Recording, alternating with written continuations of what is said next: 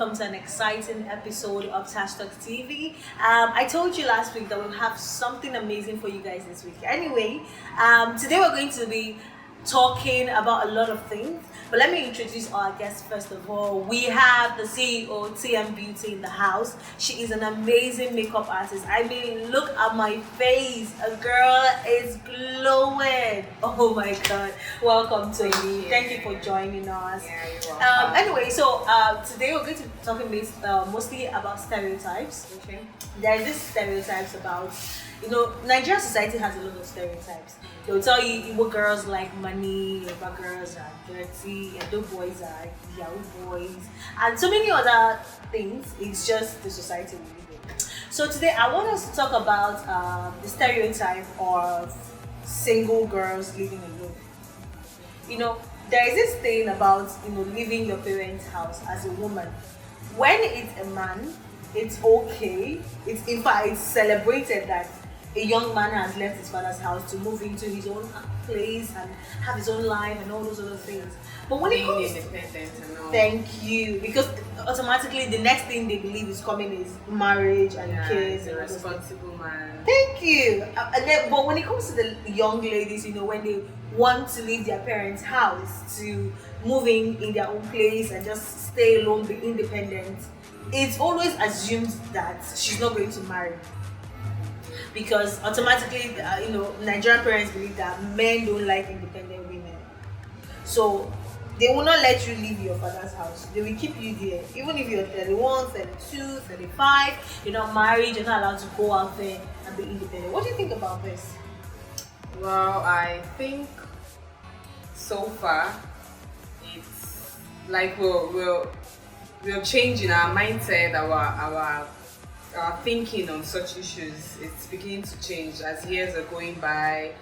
Sometimes we feel like the things we used to do some years ago, just like our mothers used to really go through a lot being married in those days, like, sure, they tell you have to just keep enduring. They go through a lot of abuses, domestic violence, and those days they didn't even have the courage to leave their husband's house.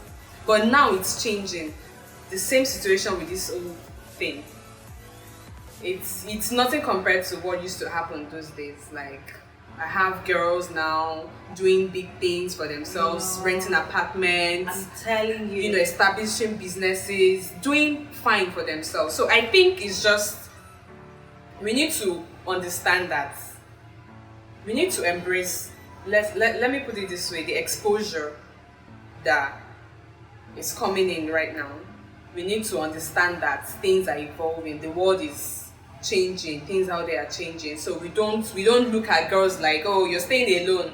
Sometimes people even term it as you're a prostitute, you're staying alone. When they see 2 to 3 girls staying in an apartment, they tell you, oh, these girls are not responsible. Yeah. I'm sure these girls are runs girls. I'm sure these girls are not doing nice things at all. It's actually quite sad. So I know there are still some people out there who think like that, but I feel like the percentage is, dropping. It's reducing compared to before. True. Because before it's totally unheard of. Like, totally unheard of. If you do and that, there's this saying also about, I think it happens in Abuja with Abuja girls too. They tell you, oh, if you're a single lady and you stay in Abuja, you can't get a man because most of the men there are married. So you have Yes. There are a lot of issues. There are a lot of topics people discuss on it. You argue, and I'll be like, no, this is not true. This is the way you feel it is. It is wrong.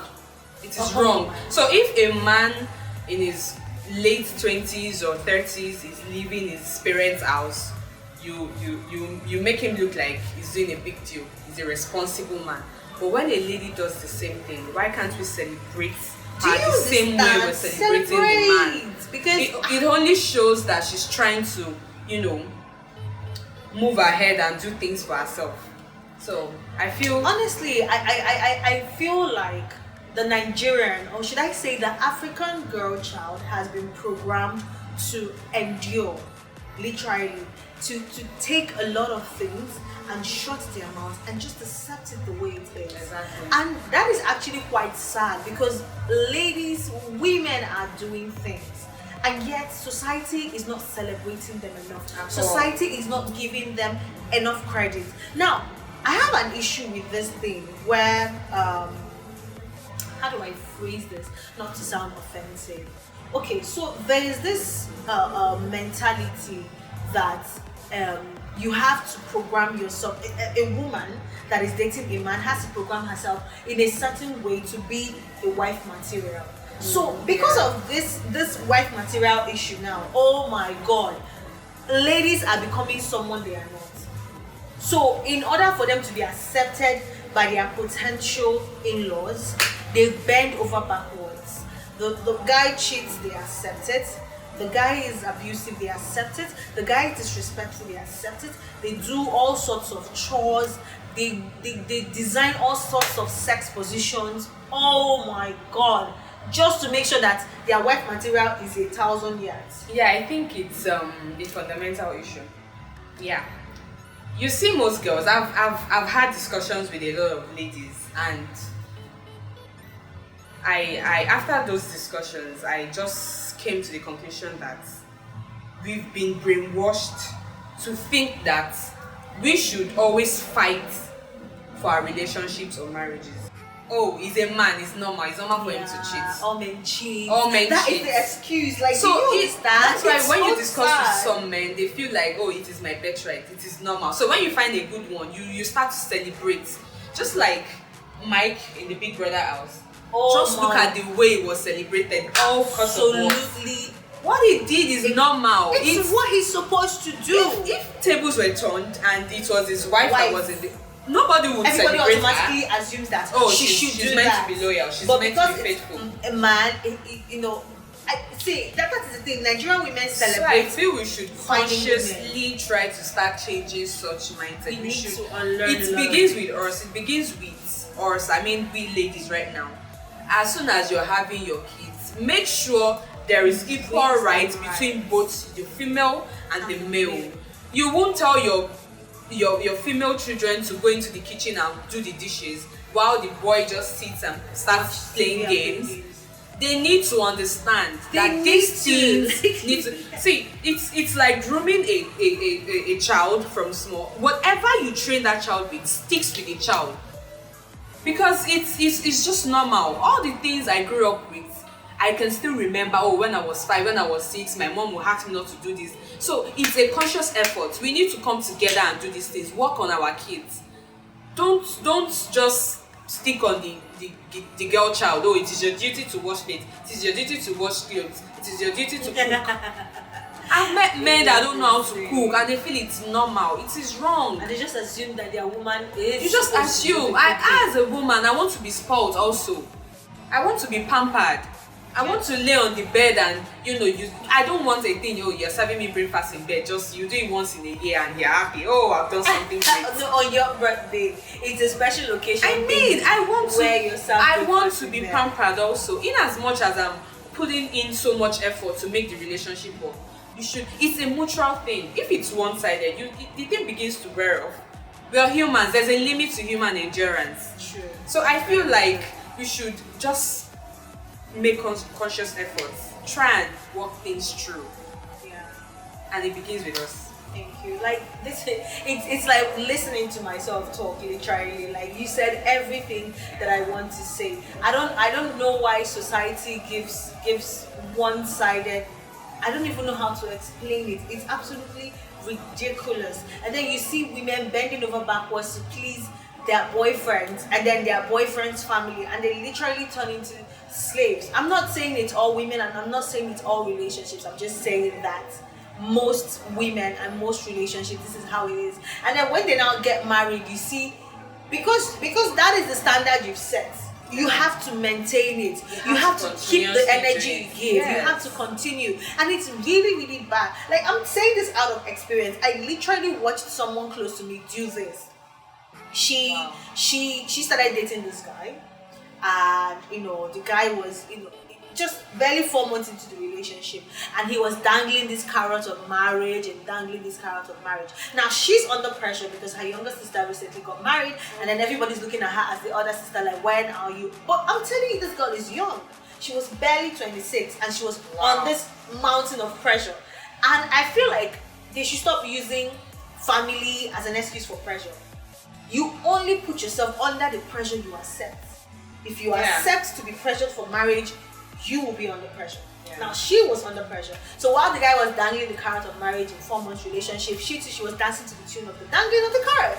And then within 5 months, he withdraws the carrot of marriage, and now she's the one begging for marriage. It was so sad to watch. She was literally begging this guy, like, you said you're gonna marry me, when are you gonna come see my family? Time is not outside. Because she's been singing and bragging about how she's gonna get married before the end of the year and all that. It was really sad to watch. But at the end of the day, they got married. And honestly, I best believe I'm going to tell you my mind. I'm going to speak it to you the way it is. I told her the way it is. Are you sure you want to marry this man? Because it seems like you're begging for the marriage. And he feels like he's doing you a favor by marrying you. He shouldn't feel like he's doing you a favor by marrying you. Do you understand? And then she marries this guy. And then I had to come. I didn't go for the bride. I had to go for the wife. I was the bridesmaid. And then getting to the bachelorette party the night before, they did a combined something where the groom and the bride did their own party before the wedding. And they had this squabble. I actually don't know what the squabble is about. But I just feel like they were all under pressure because of the wedding the next day. But the next thing I see, the bride is in the car, angry at the guy. And then the guy's friends are asking the guy what's wrong with the bride. And then the guy gets angry and goes to the bride and tells the bride, look, I'm going to slap the living hell out of you. It's like you don't know who you're married to, right? Like, for real, for real. And I feel like the only reason why he wasn't able to slap her, and mind you, when public, was because she was inside the car and she whined on her. Honestly, I swear to God, with the way he was angry, if that window was wind down, he would have beaten the living hell out of her. And I'm like, this is it. Do you understand? I know that might not be I don't even know how to explain it, but she gave him so much excesses, so much allowance, so much, like, she literally left the door open for him to do whatever the hell he wants to do to her, because for real he feels he's the one doing her a favor. You are treated the way you demand to be treated. If you don't respect yourself, don't expect any man to respect you.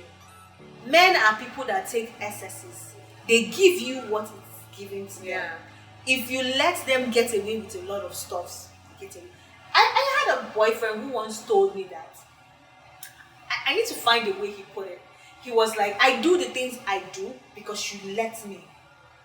And honestly, he was absolutely right. Like, I had to think about it. I'm like, this is so true. I let this guy get away with so much, which is why when you let them get away with something, you just keep doing it.